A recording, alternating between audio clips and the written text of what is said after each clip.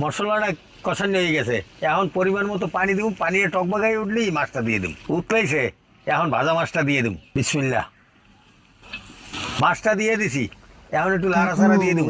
খুন্তি দিয়ে লাড়াছাড়া দেওয়া যাবে না।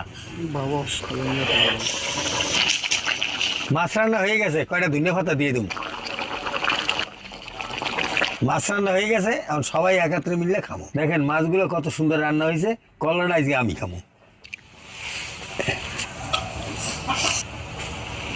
এই সবাই পাইছো?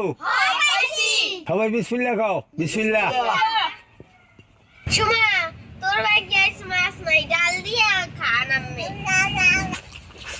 খুব মজা করে খাইলাম। আসলে মাছটাও তো স্বাদের মাছ, অনেক স্বাদ, মানে অনেক বড় মাছ না, 5 কেজি ওজনের মাছ।